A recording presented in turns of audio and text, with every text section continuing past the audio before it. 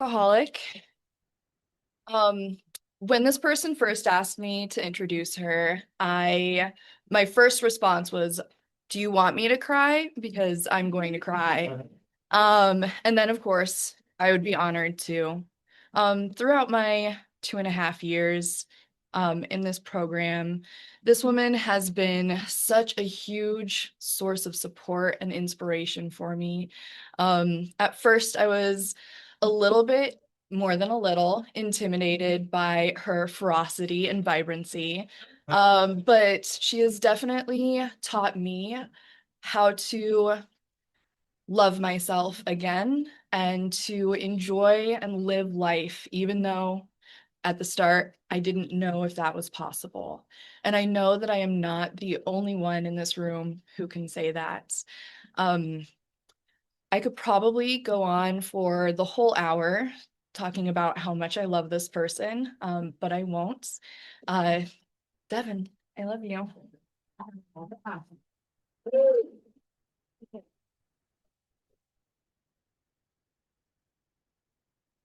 Hello. Okay, I need to get my coffee too, because I'm not doing this without it.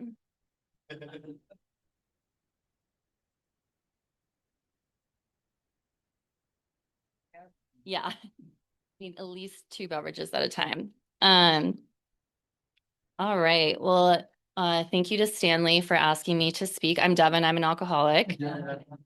And Estrella, thank you so much for introducing me. You know, I love you so much.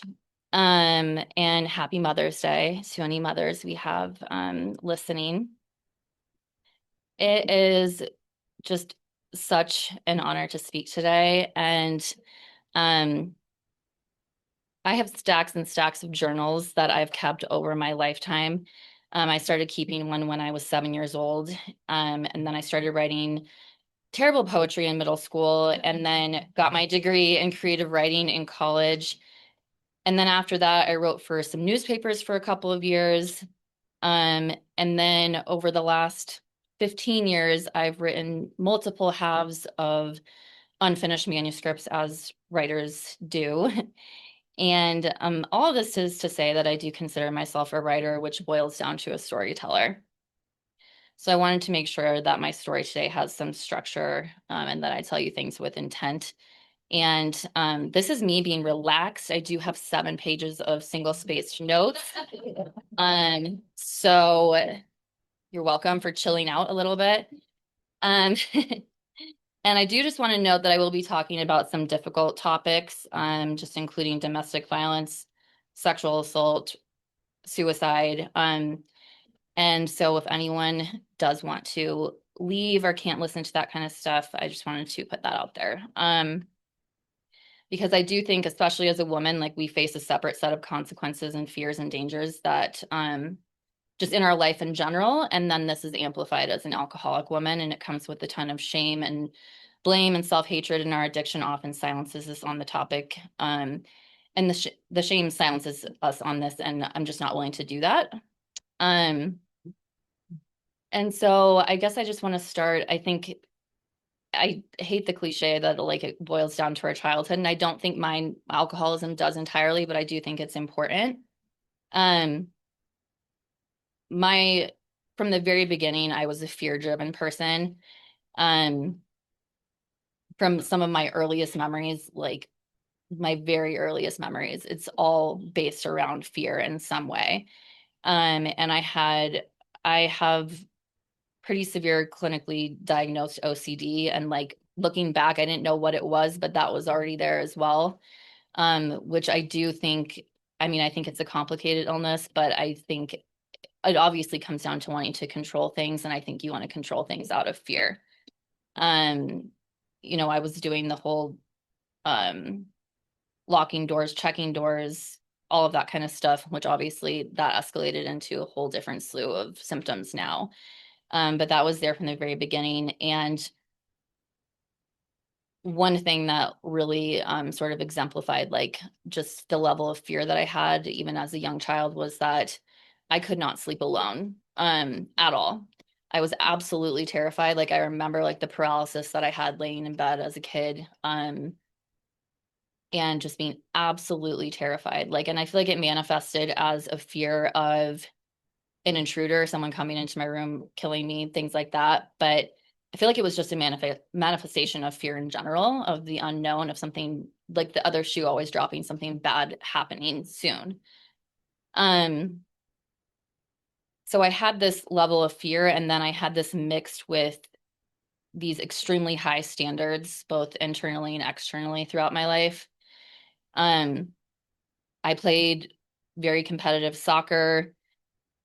I was on like a competitive team. We traveled across the Western states for tournaments. We practiced 5 days a week. This became like basically a part-time job. I went straight from school to soccer basically every single day, and every single weekend was dedicated to soccer. And by 11 years old, I had experienced like my first real burnout. I literally had to quit this team, and just went and played recreational soccer. And that was sort of my first sense of like an identity crisis versus, and this is something that is a theme like throughout my entire life, is like pursuing like what I think needs to be like my perceived identity versus actually just being happy. Um, and then in school, similarly with like high standards, I was a straight A student. And I remember just like the intense stress I experienced trying to get everything just right. And I feel like I found later this might be a universal experience, but I remember sitting at the kitchen table with my dad doing math homework. He was an accountant and I was terrible at math, and it always ended in tears and like screaming, and it was just a nightmare. But it was just so like visceral, like how serious this was for me, even though like looking back, I'm like, wow, that did not matter at all. But everything was always high stakes. And like, I feel like I still do this to this day. Like everything, I take everything too seriously. Very tightly wound. And in elementary school, this is sort of where like I wasn't like fully like I wasn't highly conscious of the way that I was perceived or what other people thought about me. And so when I was young, I was popular, I was outgoing. I don't even remember like trying to make friends. I just sort of naturally had a group of friends, and it just felt like things were flowing because like I wasn't getting in my own way for the most part, at least like on the social side of things. On the other external things like school, like sports, I was already deeply trying to like control those things. But on the relationship side, when I just got out of my own way, they just sort of flowed naturally. But that changed a lot, obviously. Um, and I wouldn't say that I did not have a bad childhood. I wouldn't say that I had like a perfect picture perfect childhood. My parents had a very toxic marriage, and pretty much my only memory of their marriage is that they hated each other from day one, and they were constantly arguing. And there was just lots of verbal arguing, lots of tension, lots of hatred. And then it was primarily verbal, but it did turn violent one time. And that did, I think, deeply affect me. I watched my one night my dad just, I don't know what happened exactly, but he blew up and he started hitting my mom and pushing her and chasing her down the hallway into the laundry room. And like she got in there to like shut the door, but couldn't get it shut. And so he's slamming the door against her. And then my sister went and hid in the bathroom, and I ran after my dad and like jumped on him and just like was telling him how much I hated him. And I just, something in me at that point, I was like 10, 11 at that point, and like something in me just broke. It like changed things. And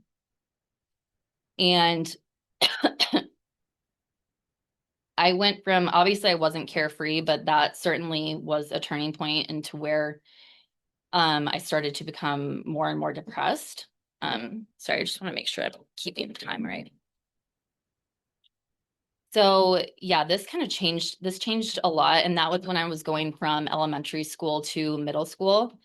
And although I had already had lots of obvious signs of anxiety, this is like when the depression really crept in. I remember sitting in the shower and just crying at 11 years old, and I didn't know why, and I didn't understand that wasn't necessarily normal. And this is the first very alcoholic thing that I remember doing. I wanted to change my external environment to fix this problem. I had like talked to my mom about wanting to change middle schools because obviously my school was the problem. It wasn't anything going on in here. And instead, we ended up moving to Michigan for my dad's job. And that is the time in my life that I became acutely self-aware. I was so self-conscious, so painfully shy, which I know my friends won't believe, but have you ever heard of an overcorrection? Um, that's what happened in my life. Um, and like I just felt like this like shell of myself. I didn't know how to navigate life. But there was always this core sort of unshakable self and this part of myself that was a leader. Even though it was under like all these layers of like doubt and fear. In seventh grade, there was a leadership class. It was literally just called leadership class, and we had to do this self-assessment of like how much like it just asked you a bunch of questions and then you got a score at the end. And at the end, we lined up, they had us line up in order of our scores, and I was at the very top of the line in terms of like how much of a leader you were. And like I remember because and then I don't know why they did this, but they had us go down the line and tell how we like thought about other people's scores. It was horrible.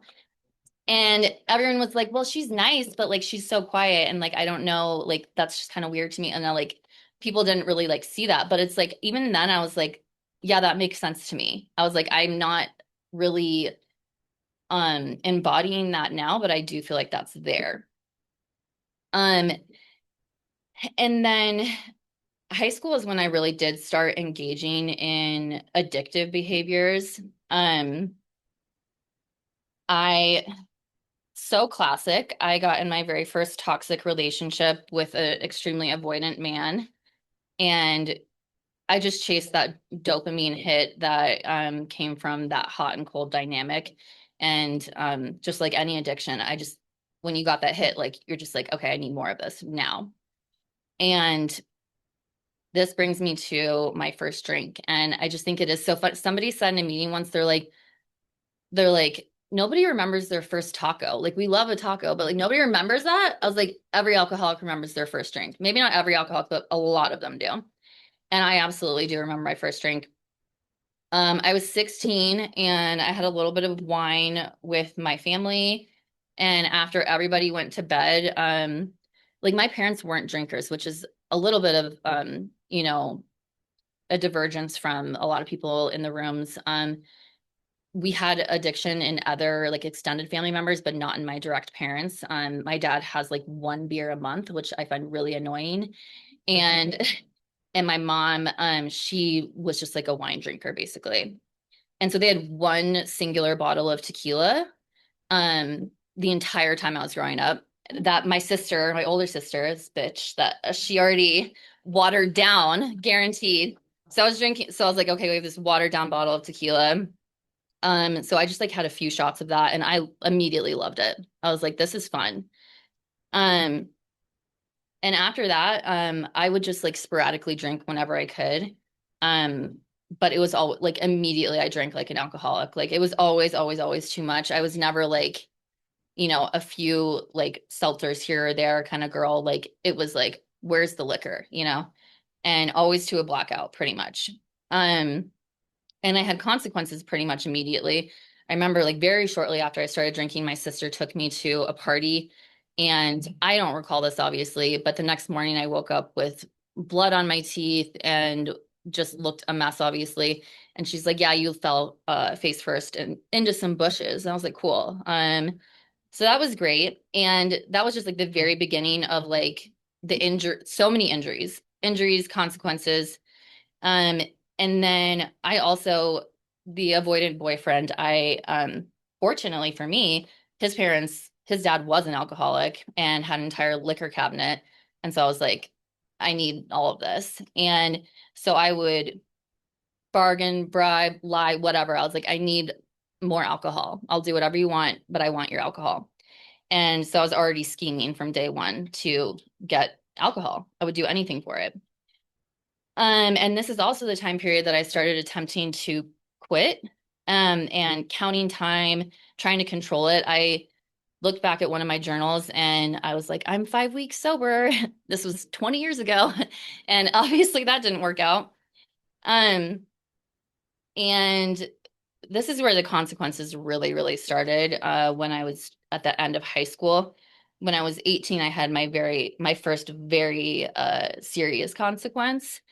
It was New Year's Eve, and I went to a party with some people that were way more popular than me that I really wanted to impress, etc. You know the drill. And I was so drunk and incapacitated that I basically don't have any memories from that night, like later in that night, except like a flash of just a guy on top of me in the middle of a living room full of people. And we didn't have like the conversation or the nuance around consent at that time. Um and I've thought a lot about this, what it was, what it meant, like all of this. Um but what it was at the time was that I was a whore and that everybody at school hated me and I was relentlessly bullied for this. And I was pretty much incapacitated with depression. Didn't go to school for like a week. I'm actually surprised I ever went back to that school, but I did. And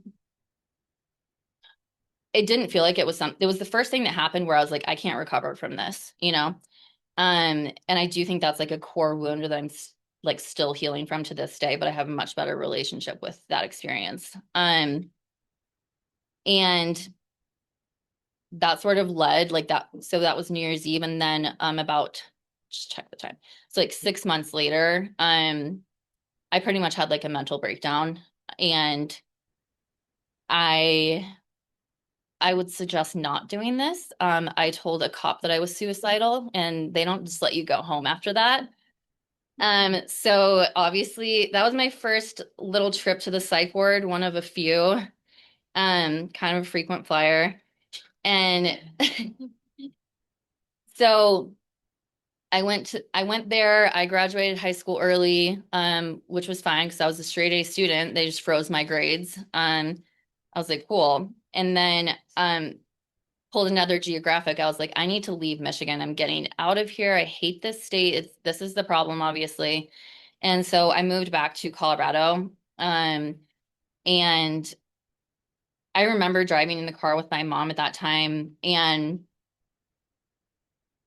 I like have this weird ability, like for better or worse, where I was like, I want to be a different person right now. I was like, I need to be somebody completely different. I need to change everything about my life. Here's what I want to do.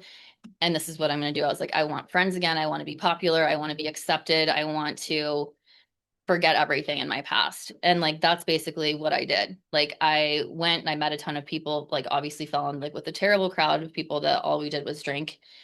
And I just had this ability to laser focus and compartmentalize my pain and set my mind on something with just sheer willpower. Um, Funny how that works. And at the time, I was sleeping on an air mattress in a one-bedroom apartment with my parents, whose marriage was literally on like a death rattle. And I just remember laying on that air mattress being like, you were completely alone. Like, you were completely fucking alone. Like, I have this stuffed animal named Merlin, and I still have him to this day. And I was just like talking to him. I was like, it's just you and me, you know? And I still do that. And this is when I started self-harming, and I found a lot of comfort in that. And every once in a while, like, I don't do it anymore, obviously, but like every once in a while, I'm just like, that would be really nice. And I know a lot of people don't understand that at all. But it became another outlet, like besides alcohol. And so I mentioned my journals, and I just want to real quick show you like kind of where I was at. This is right around the time that I like graduated high school. So dark time. And I just said, suicide and self-mutilation brings a person to their weakest point and says, what are you going to do about it? I respond with nothing. Some people respond with the submission of their entire physical being. If I had the guts, I think I would do it. I'm so utterly disconnected, I feel as though I don't exist. And so that just gave like a really like poignant idea of like where I was at in my life. And it's just so different than where I'm at now. And in my late teens and my early 20s, I wanted to escape pain at all costs. Like, that became the theme of my addiction, is that like I never want to feel bad. Like, I want to feel good 24/7. And I pursued that for the last 18 years, at any cost.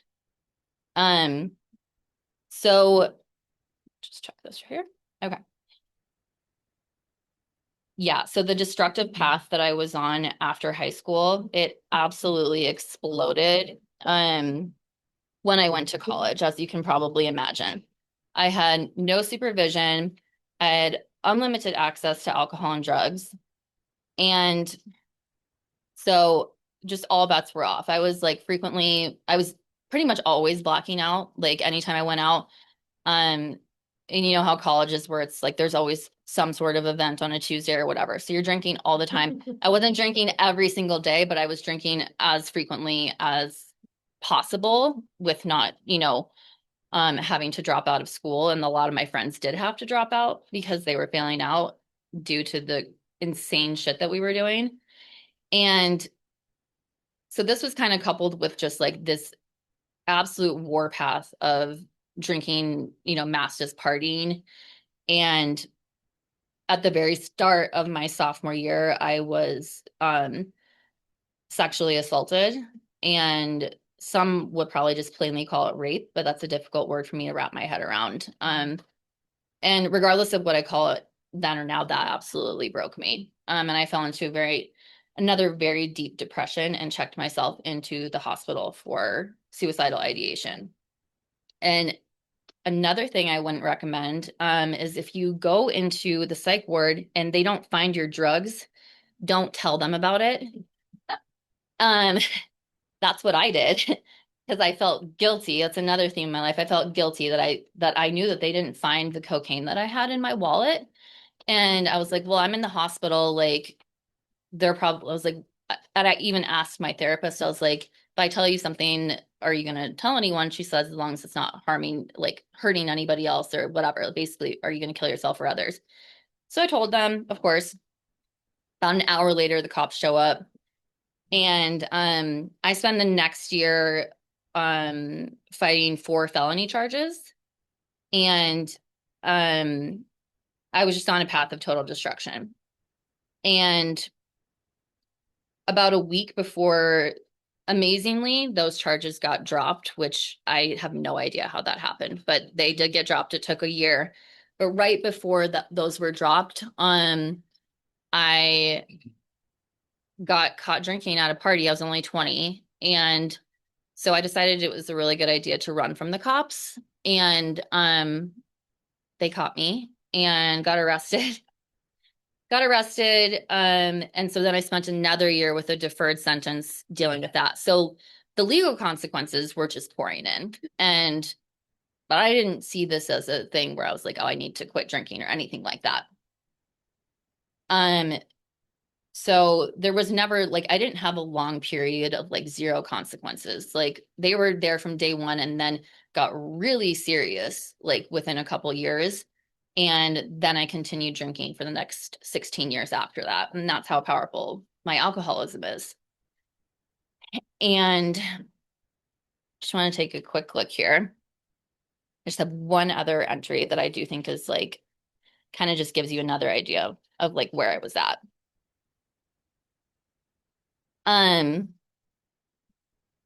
So this is in college. So right around the time that all my arrests and everything were going on. And I just said, I just need something to get me out of bed every morning, something to fill the void. I'm not sure what's going to fix this. I think writing every day will help open the floodgates. I said, I want to walk down a road with no houses, no cars, just the sun and barefoot, just alone, but completely fulfilled. I just need some sort of freedom from myself. I need a way out. I need faith in something. So I was clearly onto something there, but had no idea what that was or what it meant. And I had absolutely no idea how to find it. I just knew that the void existed. I didn't have any solutions and I wasn't capable of enacting any solutions at that point. And this would have been a really good point to turn my life around. Instead, it went way downhill. Um, Shortly after that, in March of 2011, this is the one experience where there was a little bit of alcohol involved. I had about two or three, probably three drinks, something like that, with friends. I was at a bar. That was 10 p.m. And then I woke up on like the main thoroughfare through Boulder at 6 in the morning with zero memory from 10 p.m. to 6 a.m. covered in blood and part of my teeth missing. And my face was just a disaster, like messed up. And I've talked about this with therapists, multiple people. Most people think from my symptoms that I was roofied that night, and I do believe that because I've had a lot of blackouts in my life. And this was just like off a cliff, like zero memories. And went to the hospital. They didn't do a rape kit, and they sent me home in a taxi. Um, and that fucked me up badly for years. It instilled an even deeper fear, a sense of shame, ugliness. I ended up with a really, really ugly scar, like right here, and it's taken years and years for it to fade. But that just messed with like my sense of identity in general. And then I did lose my front four teeth. Um, and I've had three or four different sets of them over the years because they're very difficult to get right and they break. And it's been a nightmare, honestly. And your teeth are really intertwined with your sense of identity. I find we like dream about our teeth falling out, you know? And so it's like, since that's a reality for me, it like, it's just amplified a sense of fear that I have. Um, and that summer I moved to Santa Barbara, California alone for an internship in journalism at a magazine. And that's when I started drinking alone for the first time. Before it was always like with other people and stuff, even though it was to a total blackout. This is where I started just medicating alone. And then I came back to for my senior year of college. And that's when like, because this was after, right after the teeth stuff, like all of that. And my drinking was out of control. Like one morning after I woke up after, I think it was Cinco de Mayo, I had punched my best friend in the face. And I had all of my like hardcore drinking friends telling me that I had a problem. And just to let you know how much of a problem I had, many of our friends were addicted to heroin at this time. So that's how bad I was. And amazingly, I still managed to graduate with good grades and I was still semi-functional somehow. Um, but that's when like additional injuries started, like right after like I lost my teeth, like I had multiple more times that I like fell and hit my face directly on the concrete. And right after college, I moved to Wolf Point, Montana. Um, that's how I ended up in Montana. I'm not kidding. I got an internship at a tiny little newspaper there. And my parents were like, "You're not going there." And I was like, "Yes, I am. It's a great idea." And so I went there and immediately started, it's kind of a rough town, and immediately just started going out, getting shit-faced in all of the bars by myself. Um, I had a very polarizing presence there. Either people really liked me or they really did not like me. And that is actually where I met my now ex-husband. And so that's kind of what like anchored me in Montana. We ended up moving to Gillette, Wyoming, and this is the like really the first time that I like openly admitted that I like had a problem to myself, obviously to nobody else, just to myself. And I was like, I'm gonna quit drinking for a little while, but with like an end date because I'm not quitting permanently, obviously. And so I quit for 2 months and I was a complete dry drunk. I was miserable. And then I started drinking again. And the very first night that I went back out, obviously I blacked out. Like it didn't do anything pretty much. Um, Shortly after that, more injuries. I ran into a metal pole, got a black eye, almost lost my eye, like just nonsense happening constantly. And this is a really funny moment that talks that like reminds me of the progressiveness of this illness. I remember living in Gillette and me and my ex-husband we were so conflicted about buying a six pack on a weeknight. because we're like, well, this is kind of a slippery slope. Like, should we really be drinking like on a weeknight before work? And like fast forward like a decade and we were splitting like a handle of vodka on a work night, you know? And so that just shows that it's like we not only build our physical tolerance, but we build like our mental tolerance. We recalibrate and we move the goalpost. So we don't really ever have to address the problem. We just extend the realm of acceptable drinking in our minds. Um, and then and then things suddenly got way better. Just kidding. They got so much worse. Um, this for once, this wasn't my fault somehow. Um, so after Gillette, we moved to Missoula because my ex got a really good job here, and that's how I've ended up in Missoula. And this was actually a pretty like happy period for like 8 months. Um, it was fall of 2015.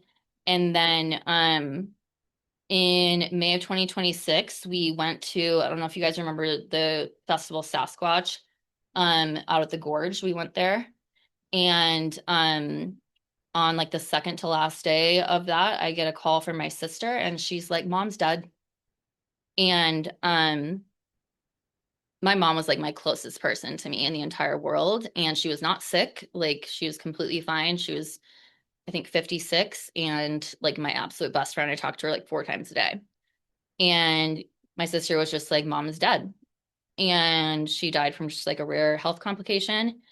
And honestly, I don't remember like most of the next entire year, not just because of alcohol, but just like pure shock, basically. And my very first thought was that like I just want to kill myself because I can't do this without her, you know?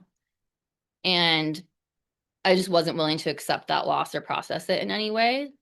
And the next several years were really just a blur of just drinking. Like from like 2017 to like obviously I remember 2020 because of COVID, but if that like marker wasn't there, I don't think I would have. But years of it was just a blur. And just gonna check time. 2019 was when I released, I think I like was just on this like autopilot for a few years after she died. And then 2019 was when like, the cracks really started showing. In that winter, I really just started feeling like I was having some sort of like mental breakdown.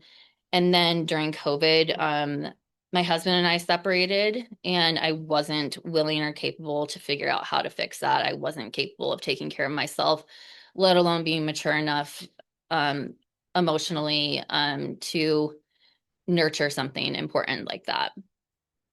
And then obviously we had COVID, which was a nightmare for me, like with OCD and being an alcoholic. Like I quarantined so many times that I didn't need to because like I was concerned about like spreading something that I may have contracted. So it was just like this heightened level of anxiety. And then it was also amplified because this is how much of an alcoholic I was. I did get and ended up getting COVID twice. My main concern was how the hell am I going to get my liquor? We had I had it delivered. I called on like the very few people that still talk to me to bring it to me. We even had one person be like, I'll bring you some, but I'm not comfortable with like the amount that you want. And I was so mad. I was like, what is your problem? Like, and it's like the crazy, like, who's asking for that, like, to get alcohol delivered to them during COVID? Like, everyone. Yeah. Okay. Thank you. See, I knew I was right. Um, exactly. But that was my main concern. I was like, I remember when everything first started shutting down, I was like, they're not closing the liquor stores. Like, they can't do that. Like, I was like, that's an essential function of our society. I was like researching it like a psycho and like, anyway. So in 2022, I started living with my ex-husband again. We were gonna attempt to make it work by doing nothing at all to fix it. And we thought divine intervention was gonna come along and do that for us. This is really when like I know that like it sounds like I was so tame before, but this is where it got out of control. Like out of control. In August of 2022, I didn't get a job that I thought was like a sure thing. And instead of just being upset for a few days and like moving on like a normal person, I just completely spiraled. I started, this is when I started drinking every single day. And if I wasn't at work, I was drunk. And I started drinking in the morning, which weirdly I had never done. And I just wasn't a day drinker. It was mostly because I wanted to be able to go out at night. It wasn't because I had like this amazing control. But I always had these, you know how we do our rules. I was like, no alcohol before 4 p.m. unless I'm on vacation, and then at 3 p.m. Like live a little. And so then at that point though, all the rules were out the window. And in the fall of 2022, my partner had a life-threatening illness, and this terrified me. And I basically lived at the hospital with him.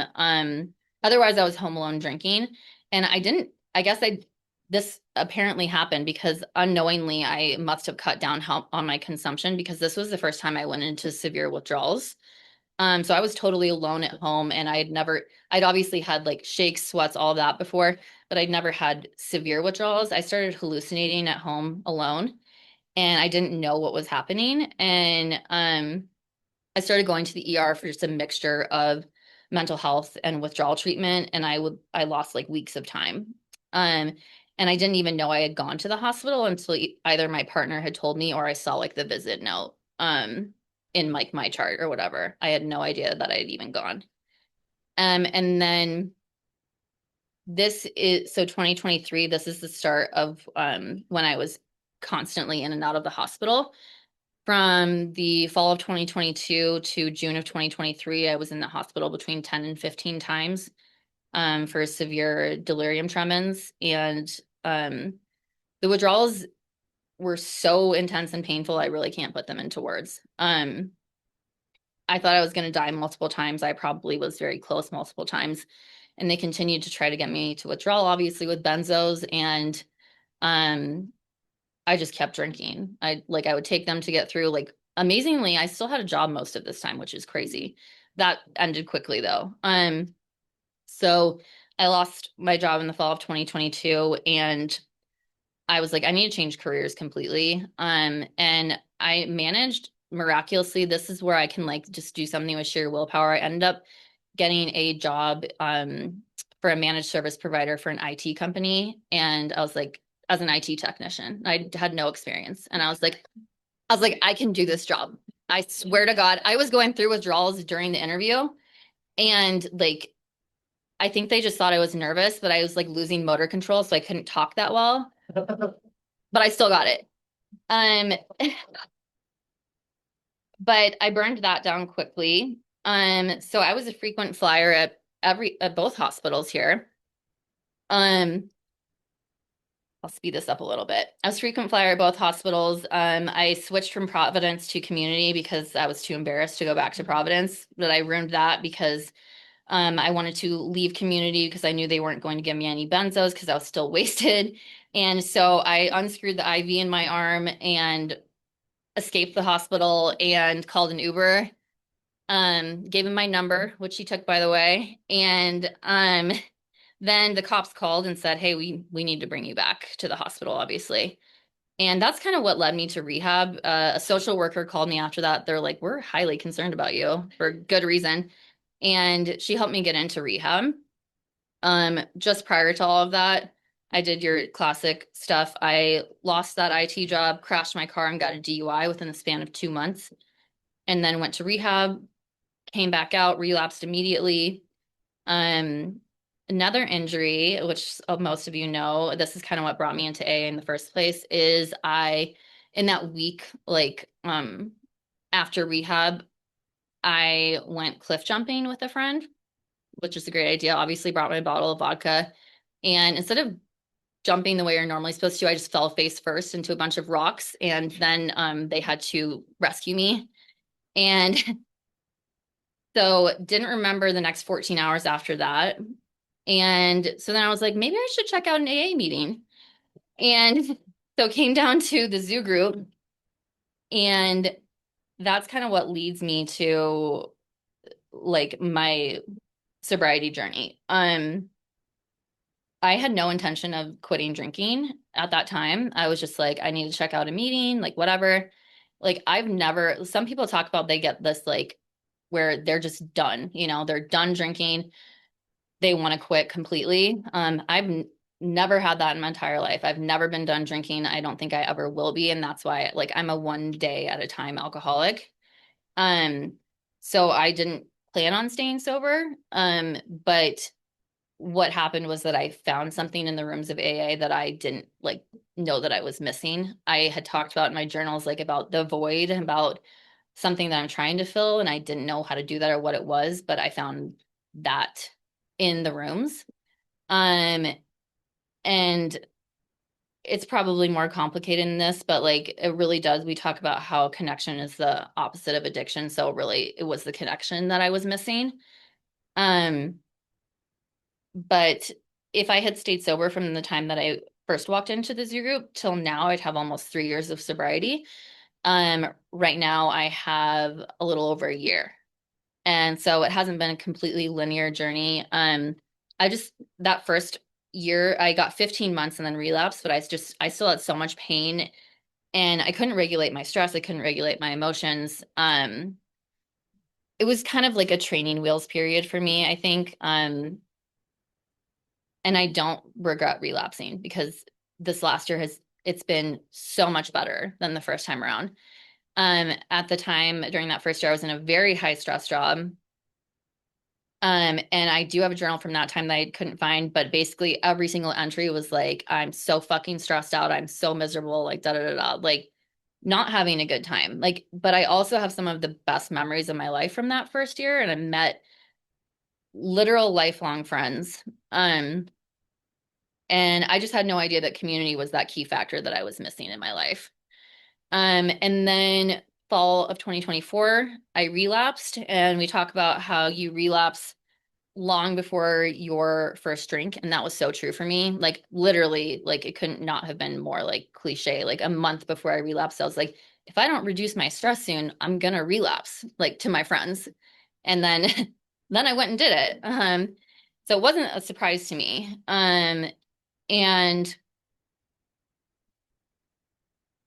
it wasn't spontaneous. I picked out the alcohol I wanted to drink. It was a Saturday night, and this just shows you the level of delusion that we have as an alcoholic, like because of like you just listen to all the insane things that I did in my alcoholism. Um, my first thought, like after those, the first few drinks that are so wonderful, I told the person I was with, I was like, oh my God, it's my birthday next week. And I was like, let's go to Vegas. And like that's what I thought I was gonna do for like an hour, like how insane is that? Instead, I was blacked out all day that next Sunday and pretty much had a breakdown. Couldn't go to work on Monday and ultimately ended up asking them for an extended leave of absence, which I knew I wasn't going back regardless because I was like, I can't go back to this job. It's too high stress. And for the next, I'm not a one and done, like where I like relapse once and come back right in the rooms the next day, which I applaud anyone that can do that. But I was like, I knew I would be out for a while. So I was a non-functional alcoholic for the next 5.5 months. Um, Isolated, didn't leave the house, pretty much became agoraphobic at that point. And like anyone that knows me in sobriety knows that I like to dress up. I like to take care of myself. I like to just look and feel good, and that like the way that I present myself is a creative expression, and it's the way that I stay sober. Because when I'm drinking, I don't shower, I don't cook, I don't grocery shop. I would lay on the shower on like my hair to the point that I like developed like dreads in my hair and I'd have to cut them out with scissors. And so it's like I become extremely, extremely non-functional like very quickly. Um, and I didn't feel like it at the time, but it was a blessing. I don't have a safety net. I don't have family that I can go live with. I don't have anyone to help me in any meaningful way like that. So I was running out of money really fast. Um, and I don't know what's wrong with these companies. They keep giving me jobs when they really shouldn't. Um, I got another IT job, which is in the middle of my relapse, which is crazy. So for the first 3 months of that job, I was still drinking heavily. I wasn't drinking at work. I never did that, but I would have easily blown something every day at work. Like I just wasn't drinking actively at work. Um, and what really got me sober, it's just once again, I never had that moment of like, oh my God, I have to get sober. I I'm sure we've all done, hopefully we've all done weird stuff like this. Like whenever I was like super hungover at that job, I would go sit in the bathroom and like close my eyes just to rest because I felt horrible, and I would set a timer for 15 minutes. And there was multiple bathrooms, so like I didn't think anyone would ever bother me. One day, like someone like sort of like angrily knocked, like as if they were like put out by like waiting for such a long time. And I was like, oh my God. I was like, I'm gonna get caught. I'm gonna lose this job, like blah blah blah. I was like, I have to try to get sober again. And that was the weird like little moment where I was like, I have to get sober. Nothing else. None of the other consequences or anything. That somebody knocking, I was like, oh my God, I can't deal with this. Um, so then that was in April of 2025. And I wish I could say there's like some magic formula for what I've done differently this last year, but it's been so different. But like I don't have like a perfect magic formula. Because it hasn't been like this super easy, perfect journey, but I've just found so much satisfaction and peace and acceptance that I've never experienced before. I used to chase obviously just dopamine and planning the next thing to get from like, because my day to day was so miserable. I was like, okay, if I can just get to Friday, if I can just do this, then it will be okay. And it was never okay when I actually got there. Um, and I just get so much joy out of my day-to-day life now. Like my favorite things literally are just like prepping. Like I just like to eat really healthy. So I prep my food, go to meetings, call and bug my friends constantly, go to the gym. And then I've also done like a lot of like planning of like fun events, like just for like the sober community. And I've gotten so much joy out of that. Um, and I have the other things that I've done in the last year that have really changed my life is just that I've been really consistent, disciplined, focused, and also just more open and flexible than ever before. This is me being open and flexible and go with the flow. We'll get there one day, but and so it's kind of awesome that I'm talking here on Mother's Day, like because this is normally a really hard day for me, and it's also kind of cool because some of you might know that I'm moving to New Mexico soon for a um new job in IT as a junior network engineer. This time I'm like, okay, maybe you made a good decision. We'll see. And but yeah, like that was one thing that I was like, I can't fuck this up completely. I was like, I have to stay in this industry. I was like, because like I have to support myself. I don't have anyone else supporting me. And it was so hard. It's really hard to break into IT, especially as a second career, especially as a woman, especially without a technical background, especially when you're going through withdrawals as you're interviewing, which I wouldn't recommend. Um, and I wondered, I was like, why did this opportunity come now? Because I really like my life here, you know? And I'm really sad that I have to leave. And but I thought about, I was like, it's this opportunity is possible because I got sober, and because I've made all these changes in my life. Like it was not possible when I was living in addiction, when I was living in complete misalignment.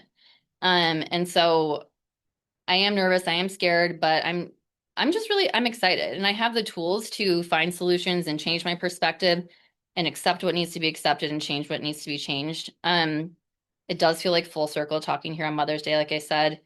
I was really sick at the thought of my mom possibly witnessing how and who I'd become. And now it just feels so good to know for a fact that she would be proud of me.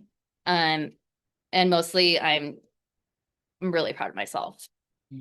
And in the first step, we talk about being powerless over alcohol and how our lives have become unmanageable. And this was such an understatement for me. And now, like in this moment, even with major changes before me in my life is manageable and it's a gift. And most importantly, I just feel so empowered today. Thank you.